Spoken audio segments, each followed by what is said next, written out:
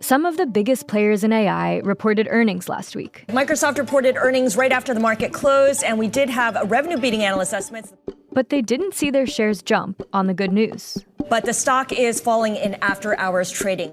Google's parent company, Alphabet, saw its shares fall after it missed revenue expectations. Alphabet, parent of Google, is down severely. Alphabet, less detail on really what contribution AI will have, particularly on search. We're in the midst of earnings season for some of the biggest tech stocks, and falling shares in some of these companies suggest that investors may be disappointed by what these companies can deliver with AI. There are real questions about the business, about how these new technologies, exciting as they are, cool as they are going to make these companies money.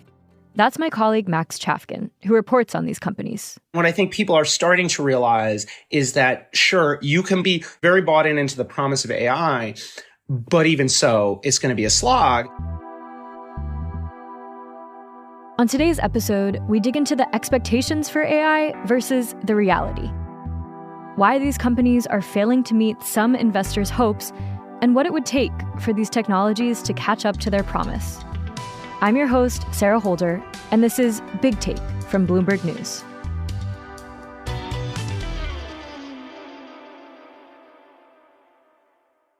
My name's Max Chafkin. I am a senior reporter with Bloomberg Businessweek, and I cover technology, particularly kind of the intersection of technology and power. And I also co-host the Elon Inc. podcast. I know you've written a lot about sort of hype cycles in Bitcoin and cryptocurrency, and so interested to talk about a new hype cycle today. Artificial intelligence has been making headlines for the supposedly vast potential of the technology. What kinds of expectations have technology leaders set about what they're going to do with this AI capacity? It's so funny. You say the expectations. I mean, because the expectations are wild, like the craziest things you can possibly imagine. So Sam Altman, who is the founder and CEO of OpenAI, has talked about what his company is doing as, basically a modern day, Oppenheimer. This is like as significant, as potentially destructive as the atom bomb. It's a big part of why I'm here today and why we've been here in the past. Here's OpenAI CEO Sam Altman speaking before Congress in May of last year. I think if this technology goes wrong, it can go quite wrong. And we want to be vocal about that. We want to work with the government to prevent that from happening. What's interesting to me about these warnings, and I think it's worth taking, any warning about technology seriously. Technologies can have unintended consequences, but they also serve, of course, as a sales pitch. Because if you're going around saying that, hey, this thing I'm building is so effective, it could take over the world, it could render human beings irrelevant, that is another way of saying, like, the thing I'm building works. And in technology, over my career, I feel like a question like nobody asks enough is like, does it work? And one of the reasons is because technologists are very good at kind of obscuring that question and raising other questions, including, does this technology potentially destroy the world? So even the terrifying expectations are inherently potentially overly positive about the technology itself. Absolutely. On the Tesla earnings call, my favorite moment was when Elon Musk is sort of spinning this story about Tesla's AI investments. He's saying Optimus, their robot, is going to be the greatest product of all time, better than any product in human history. And it's actually going to usher in a world of unlimited productivity. Essentially, it's going to be like in the movie WALL-E. We can all just sit back and let the robots do all our work. And while he's saying this, another executive on the Tesla call cuts in and says, the only issue is we have not found an actual use for these robots to do where it works. And you got to remember, a lot of the people who buy software are not worried about apocalyptic scenarios. They're just trying to figure out, is the return on investment for this going to be worth it? If I'm a chief technology officer or chief information officer for a large company, I'm mostly thinking about what's the long-term societal impact of this giant check I'm going to write Microsoft or OpenAI? I'm thinking, is it going to return? Am I going to look like a moron to my CEO for writing this check? Right. So Microsoft, Alphabet, Apple, Meta have all been kind of riding high on these expectations. But can you talk about what we saw in earnings this past week? All right. So just take a step back for a second.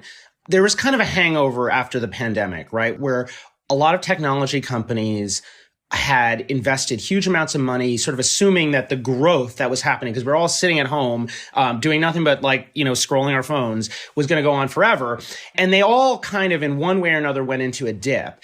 And when OpenAI introduced ChatGPT, it essentially set the world on fire because it promised a new platform, a new thing to get people excited about. And all of the companies that you mentioned in one way or another have investments in AI. And what's happened is, I'd say, just, a reality check, essentially. Google reported earnings. It was not even like it was that bad. It just seems like the view from investors is like, whoa, this stuff is going to take longer and be harder than maybe we had hoped.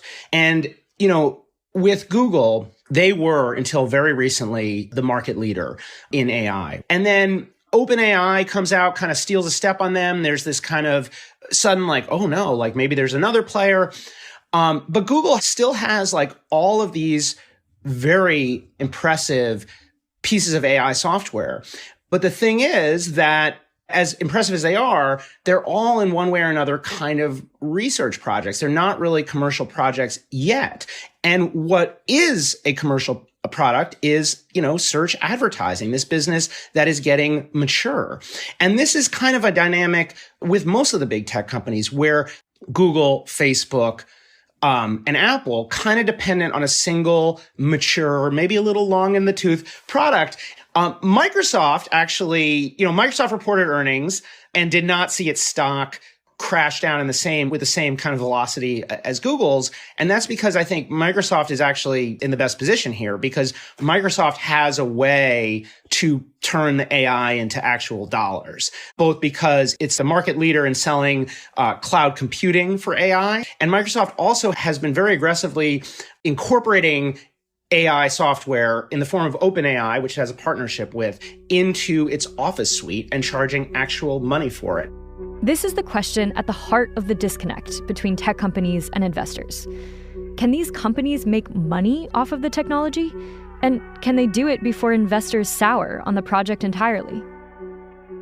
I think it's tough to read into any small stock movement and try to see something big about the future because in a lot of cases, it's not necessarily that, Google stock went down. That doesn't mean that their AI doesn't work. It means two things. It means one is that investors maybe overestimated how quickly they were going to be able to turn this technology into business. And also it says something about their legacy businesses, right? Like search ads and their ability to continue to make money and their ability to cut costs. I do think the company that's worth paying the most attention to in this world is Microsoft. Microsoft actually has a plan. Like there's a real clear sort of way that they are going to make money off of this.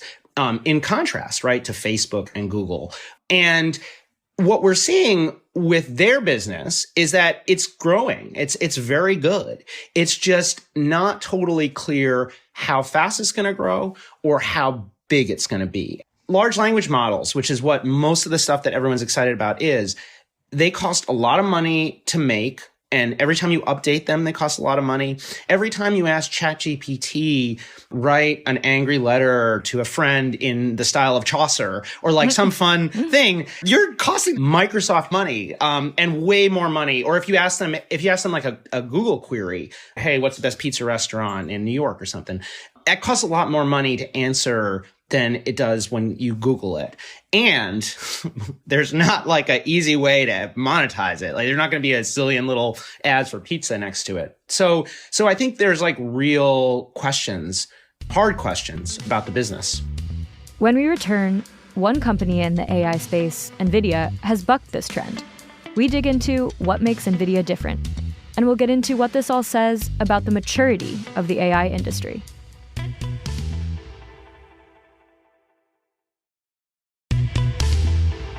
Welcome back. I'm discussing the AI industry with my colleague, Businessweek reporter and editor Max Chafkin. So Microsoft has this potential. We're going to see how it realizes it. other companies are also kind of trying to make strides in the AI space. But Nvidia seems to be one of the few that's actually making money on AI right now. What's going right for Nvidia? First of all, this is a company that all of these companies need. They make these GPUs that the entire industry depends on. A GPU is a graphical processing unit. You can use a CPU, a central processing unit. That's the kind of chip that your computer is running on. But it goes a lot slower and it uses a lot more power. So if you're using GPUs, you can do AI training much more efficiently and you can sort of answer AI queries more efficiently. When you look at how the other big, like the big companies that are trying to develop AI, all they think about is how do we have enough chip capacity? Elon Musk is developing his own AI computing solution, and it's called Dojo. And on Tesla's earnings, he said, well, Dojo is a real long shot. It may not pay off, which again, if Elon Musk says something's not going to pay off, then that means that there's a real chance that it won't pay off because he's a very optimistic guy. And he said, he's still betting on Nvidia. Everybody is. And so in certain ways with Nvidia, it doesn't really matter, at least for now, how big a business AI is, because all these companies have decided they're in on the mania. There's this thought, in a gold rush, it's better to sell shovels than, try to pan for gold. They need Nvidia's shovels. And Nvidia is selling the equipment for this mania. And so that's always going to be a good business. I love how you put it that Nvidia is selling shovels in a gold rush. Funnily enough, you need GPUs to mine crypto. So they rode that boom and now they've kind of moved on to this next one. I'm interested in what this conversation we're having about kind of the winners and the losers and the people in the middle of the race in the AI sphere says about where we are in the life cycle of the AI industry. Yeah, it's funny. I've written a lot about self-driving cars and because of that, I'm probably more skeptical or at least a little bit more cautious about these large language models. If you cast your mind back to 2012 or 2013 or 2014, the conversation around cars was very similar. It was look at these things. They're almost as good as a human. And we kind of see that a similar conversation happening with large language models, where you ask them a question. You ask it to you can ask it to describe yourself, right? You ask it who is Max Chafkin? And I haven't done this in a while, but right, it makes up a lot of stuff, right? It's pretty good. It's close, but it's not quite right. It's got me going to a different college than I went to, so on. Or these beautiful photorealistic images. And then you look closely, it's got 6 fingers. If you were talking to a human, you could just be hey, artist, actually, human beings have 5 fingers. So in the future, just make the hands with 5. But these AI models, you cannot have that conversation with them. They don't understand what a finger is. They don't understand what a hand is. And no one knows, just like with the cars, no one knows what it's going to take to cross that bridge. There are people, smart people think to really cross that bridge, you would need an entirely new technology. And that could mean new winners and new losers and, and so on, new chips. And the other thing is, cost really matters. Waymo right now, the Google driverless car company is doing all these tests in Phoenix and in other localities. And in a lot of ways, their cars are matching up to human drivers. But, except in a very important way, they're not, which is that these cars have, potentially hundreds of thousands of dollars of sensors on them, and they're powered by armies of PhDs. And your Uber is a, $25,000 Corolla and a gig worker. And you have some of the same dynamics with these large language models where wow, this is almost as good as somebody in a call center could do on customer service. But we're not actually sure that it costs less than hiring a human being to do customer service. We saw a lot of AI companies pop up, begin to open their products to the public. Are we on the brink of seeing contraction in the AI industry?